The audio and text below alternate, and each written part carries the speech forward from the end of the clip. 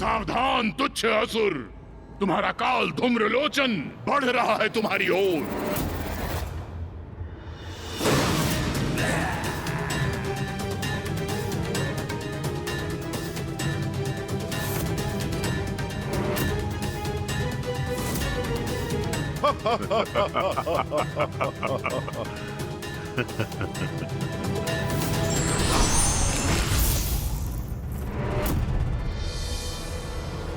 ये विचित्र असुर तो हमारे परिहास के ही योग्य है। हाँ भ्राता मुंड, इससे विशाल तो इसकी ढाल है।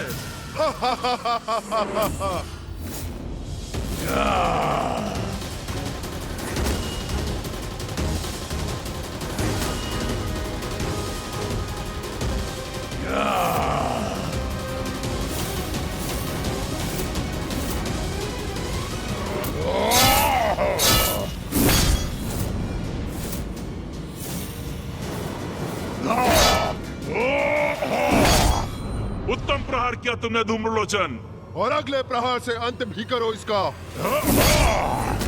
अब मेरे प्रहारों को नहीं रोक सकता तू।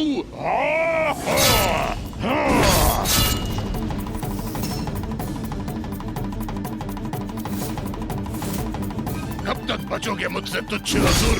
मैं निरंतर वार करता रहूंगा तुम पर। धूम्रलोचन तो निरंतर प्रहार कर रहा है और ये असुर तो अपना ही बचाव कर रहा है। ऐसे कब तक टिक सकेगा ये धूम्रलोचन के समक्ष?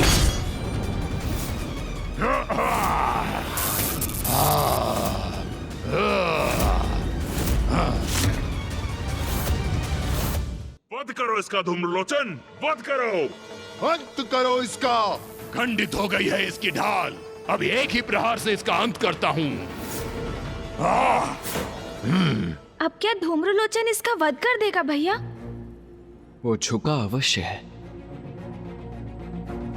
किंतु युद्ध का अंत तो तभी संभव है जब जय या पराजय निश्चित हो। क्या हुआ? मेरे परशु के आघात से साहस टूट गया तुम्हारा? मेरा सामना करने का उत्साह तुम्हारा शिथिल पड़ गया क्या? न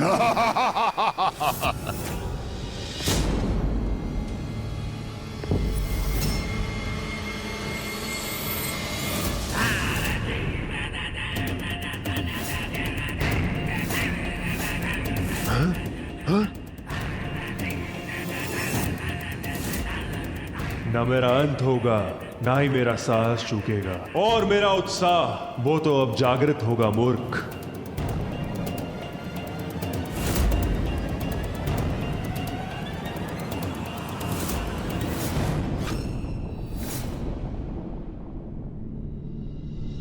ये मुस्कुरा क्यों रहा है? हाँ, ये तो मेरी भी समझ से परे है। ये क्या? मैंने इसे आहत किया, किंतु इसके मुख पर यह स्मित हास्य है और इसके नेत्रों में यह विचित्र उन्माद लिए कितना भयंकर भाव है। गणेश, मुझे ऐसा आभास हो रहा है कि अवश्य यहां कुछ बड़ा घटित होने वाला है। अभी इस युद्ध का अंत नहीं, आरंभ मात्र हुआ है।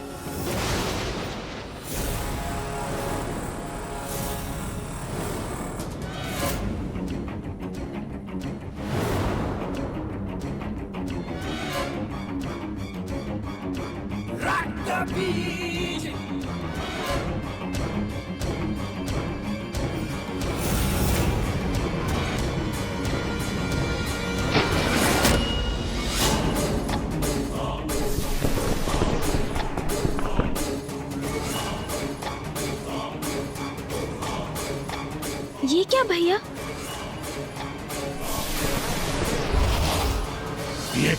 ये क्या? इसके रक्त की बूंद से ये कौन उत्पन्न हो रहा है? कौन है ये असुर? ओह, प्रतीत होता है इसे पराजित करना इतना सरल नहीं।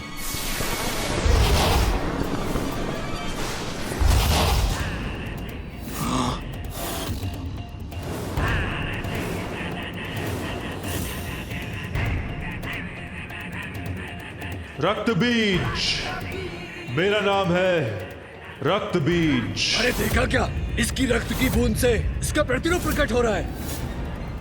अब तो ये 1 से 2 हो गया। अद्भुत है असुर, अद्भुत है इसकी क्षमता। जो इस पर वार करेगा, इसका रक्त बहेगा, वो इसके समान अन्य असुरों को अपने समक्ष पाएगा। जैसा नाम वैसा परिणाम। सत्य तो ये है, जो मुझसे उत्पन्न होते हैं उनके रक्त से भी मेरे ही प्रतिरूप उत्पन्न होते हैं। अर्थात एक घाव से ये एक से अनेक बन जाता है। भ्राता मुंड, इस एक को ही पराजित करना कठिन था। तो इसके समान अनेकों का सामना कोई कैसे करेगा? अब कहो, कितने प्रतिरूपों को रोकोगे तुम? जितना रोकोगे उतना ही बढ़ूंगा मैं। जितना मुझ पे वार करोगे उतना ही शक्तिशाली बनकर तुम सबका काल बनूंगा मैं।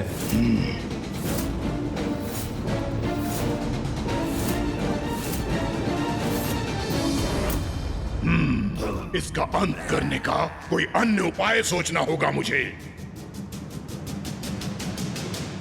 कहिए असुर गुरु, पर्याप्त है ना मेरा इतना शक्ति प्रदर्शन? हो गया ना प्रमाणित कि मैं ही असुर महानायक पद के योग्य हूं?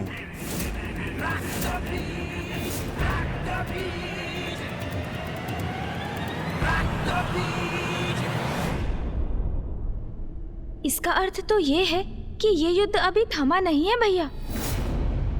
आपका मौन क्या संकेत कर रहा है? समझ रहा हूं मैं।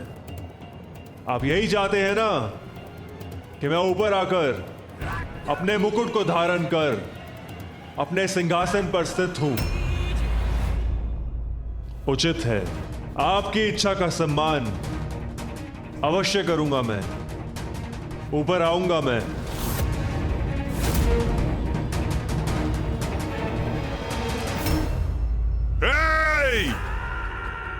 क्या समझते हो तुम हमें?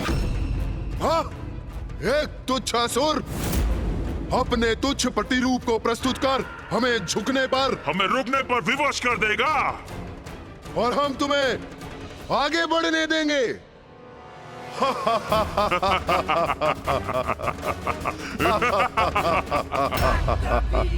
उचित कहा तुमने। तुम सबसे मुझे यही अपेक्षा थी।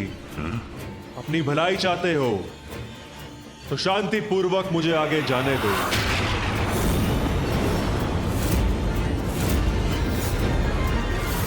विश्वास नहीं होता, इतनी सरलता से आगे बढ़ना चाहता है ये। उस सिंहासन तक पहुंचना चाहता है।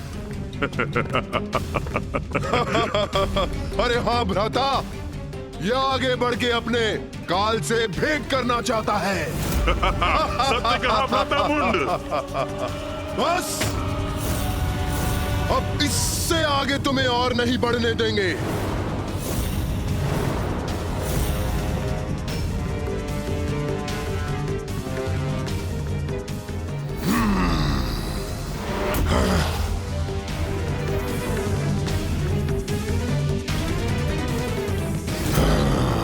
तुम्हारे सभी प्रहारों का उपाय है मेरे पास।